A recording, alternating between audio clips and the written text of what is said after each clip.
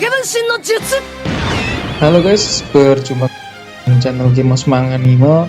Kita lanjutkan di chapter yang sebelumnya, chapter 8 di manga Gift level 9999. Ya, di chapter 9 ini kita akan menemukan sebuah kisah baru ya. Nanti teman-teman bisa lihat. Judulnya adalah Jumping Line. Jumping line ini kayak menyalip antrian, nah seperti itu. Ya, dikisahkan di sini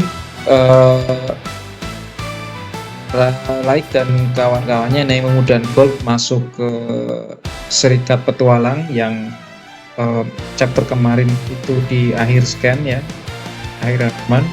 Ya, di halaman pertama ditampilkan si Nemumu dan Gold bersama dengan Raik masuk ke serikat petualang untuk mendaftar menjadi seorang petualang. Di sini langsung Raik dan kawan-kawannya ingin memulai menjadi petualang dan dimulai dari rank yang terendah yaitu rank F. Namun seperti karena dianggap manusia adalah ras yang lemah sehingga tidak boleh melawan apa yang menjadi kebijakan serikat. Di sini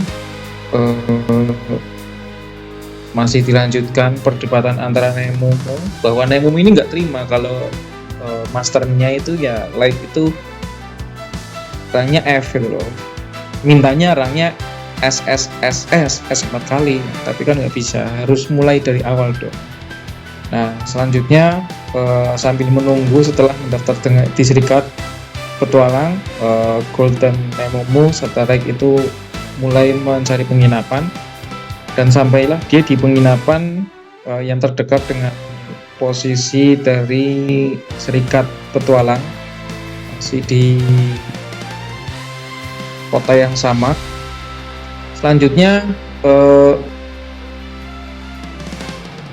di sini diperlihatkan Raik itu bertemu dengan salah satu staf hotel, namun ya dia sangat menyambut dengan baik, bahkan diberikan uang lebih sehingga mendapatkan pelayanan yang sangat istimewa. Masuk ke kamar langsung buang-buang kartu seperti biasa. Kartu yang di sini ditampilkan ada 3 kartu ya. Yang pertama adalah kartu Magic Nullification, artinya mentiadakan sihir yang masuk. Yang kedua adalah Silent, sehingga suara apapun yang dihasilkan dari kamar Raid ini tidak akan terdengar di luar. Dan Detection, jadi bisa mendeteksi musuh yang ada di sekitar. Kartu ini merupakan kartu yang ranknya cukup bagus ya, bahkan ada yang super rare yaitu Magic Nullification, yang lainnya rare. Terus kok harus pakai banyak kartu gitu loh, karena memang perbincangan yang akan dilakukan di sini adalah perbincangan tentang rencana mereka untuk melanjutkan misi balas dendam, sehingga mereka khawatir apabila ada yang mendengar ataupun ada yang secara tiba-tiba menyerang dengan kekuatan sihir, maka itu bisa diantisipasi ya dengan kartu yang tadi. Masih membahas tentang strategi balas dendam.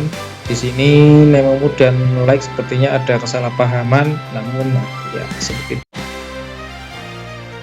Di sini kita skip langsung ke halaman yang selanjutnya.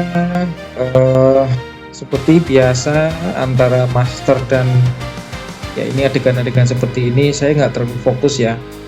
Ya kalian bisa baca sendiri. Terus selanjutnya adalah di keesokan harinya. Kita langsung ke keesokan harinya setelah perdebatan malam yang panjang. Itu mau masuk dungeon aja, mau masuk dungeon aja sebanyak ini guys. Jadi ya pasti ngantrinya akan panjang gitu loh. Nah disinilah pintu gerbang untuk masuk ke dungeon sesuai dengan aturan urutan dari antriannya. Nah, di sini Like dan kawan-kawannya mengantri seperti biasa, tapi tiba-tiba muncullah sesosok orang nanti ya. Namun kita di sini bisa ditampilkan bahwa kelompok Like ini mencuri perhatian karena ya tampilan dari jubahnya zirahnya si Gold itu memang terlalu mencolok ya. Jadi semua orang ya menganggap bahwa kelompok ini tuh ya gimana ya, kelompoknya orang kaya begitulah ya, mencolok begitu dengan aksesoris yang berlebihan, ditambah Nemumu dianggap orang yang gadis yang cantik sehingga banyak yang lihat, banyak yang suka seperti itu. Nah, di sini kita mulai tampilkan dengan sedikit perselisihan. Ada 3 orang dengan memakai jubah yang sangat misterius ya di sini ya. 3 orang ini tiba-tiba membuat kegaduhan. Namun itu sudah di warning oleh si Like, atau bahasanya itu enaknya gini, sudah ditandai ini orang nih kayaknya mencurigakan seperti itu. Nah, ketemulah si Like ini dengan kelompok kecil yang berisikan 4 anggota dari party yang memiliki 4 anggota. Mereka antriannya itu ya disalib gitu loh.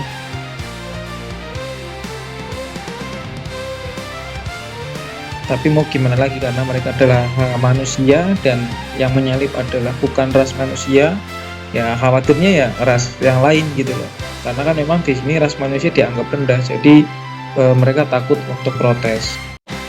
Nah, maka si Like inilah yang menegur orang-orang ini untuk tidak memotong antrian yang sudah ada ya, yaitu tadi oleh 4 anak-anak ini ya, yang dalam satu party disalib oleh 3 orang yang pakai jubah misterius ini ya.